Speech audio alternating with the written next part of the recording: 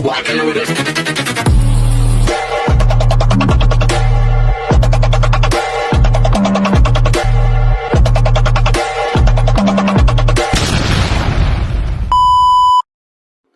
Hi everyone! Good evening! I'm back! It's your Mama Sam dito sa Sam Sam TV. Kamusta naman po kayo mga amigo, amiga, kumare at kumpare? Sana lahat kayo ay kasing fresh at kasing ganda ng Mama Sam ninyo. So, kamusta naman ang araw ninyo today? Lalo-lalo na yung mga kaibigan natin na nasa iba't ibang panig ng mundo. Yung mga nasa USA, Canada, Middle East, ayan, Australia, Africa, Europe, ayan. And then, of course, lalo-lalo na sa Asia, di ba? So, sa Philippines, yes.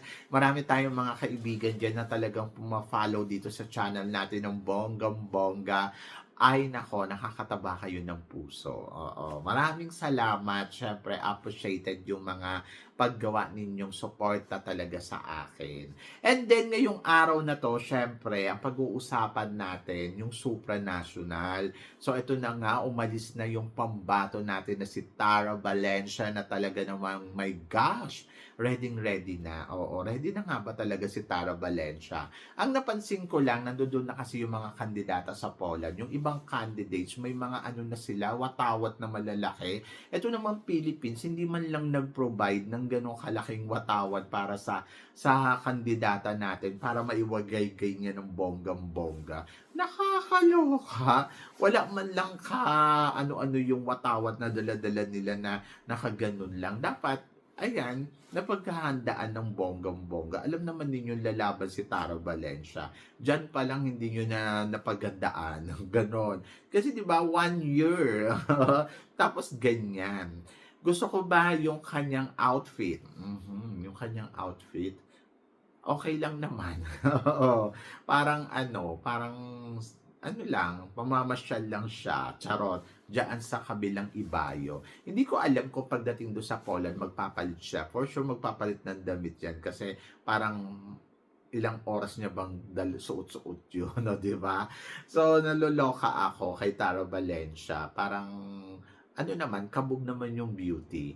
So, ayun, nakasabay niya sa airport si Ana Valencia. O, ayan. So, marami nagsasabi, nababasa ko na mukhang kakabog si Ana Valencia more than kay Tara Valencia. Tapos, nilamon daw ng height. Oo, at ng ganda. Ako, to be honest, kung ganda ang pag-uusapan, maganda naman si Tara Valencia. Tulad nga na sinabi ko, sana lang talaga prepared si Tara Valencia. Binigyan siya ng 1 year na preparasyon para sa laban niya dyan sa Miss Supra. At naniniwala naman ako na paghandaan niya yan ng bonggang-bongga. At for sure, kakabog yan. Huwag lang talaga kabahan si ate. Siguro ang maganda mangyari kay ate ay pumalo ng todo-todo. Ganon. I'm so excited, syempre, sa magiging laban niya. And let's see, di ba? Pero eto din, ang sabi ko nga, siguro mas bongga kung kung talagang umeksena na siya paglapag niya doon. Oo, paramdam na siya na, oy, hindi ako basta-basta. But naniniwala ako na si Tara, well prepared naman to sa mga wardrobe, yung mga gagamitin niya. Feeling ko, talagang kakabog yan. O, di ba? And then, eto pa. So, sabing gano'n, ako baka malamon siya ni Ana Valencia. Sa tangkad ni Ana Valencia, ang liit lang daw ni Tara Valencia. Well, sa height, syempre, maganda sana kung matangkad ka talaga. Katulad ng height ni pansinin yung mga ganyan eh. Tapos maganda ka pa. Pero kasi ako, it doesn't matter kung matangkad si Ana Valencia kay Tara Valencia kasi maglabanan na lang sila sa performance. Oo, doon mag-ingat si Ana Valencia kasi talagang kakabog talaga yan si Tara pagdating sa performance. Ewan ko na lang si Ana kung ano ang preparasyon niya. So, dapat bang suportahan si Ana Valencia? Nasa sa inyo po yun. Kung gusto po ninyo suportahan bilang naging representative natin sa Binibining Pilipinas, sa Miss World, sa Miss Globe, So, suportahan lang ninyo. Wala namang masama. Kung gusto niyo siyang suportahan ninyo. Eh kung ayaw ninyo, eh nasa sa inyo yon. Kung ako ang tatanungin ninyo, syempre mas prepared ko talaga si Miss Philippines at Tara Valencia. I love Ana Valencia pero kasi doon na lang sa flag niya nakalagay flag ng Germany tapos yung sash niya Germany din, di ba? So parang ano ba? Ganon. Sorry, Ana, for now. Oo, I choose Miss Philippines. Ganon. And then, totoo kayo yung sinabi ni Dindi Pajares na mag-ingat or mahihirapan si Tara Valencia kay Ana Valencia. Baka maging baliktad yung mangyari. Baka mahirapan si Ana Valencia kay Tara Valencia.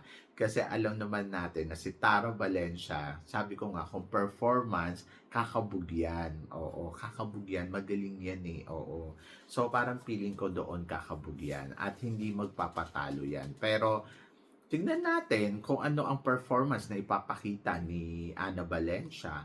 And then, tignan natin kung kakabog nga ba si Tara Valencia. First time lang kasi talaga mag-compete ni Tara Valencia sa international at medyo malaking pageant to. So, parang feeling ko, kailangan lang talaga i-prepared or sana lumakas yung loob niya na magawa niya yung dapat niyang gawin. Pero, feeling ko naman, si Tara Valencia, yung buo na yung loob niya na go, go, go, fight, fight, fight, di ba?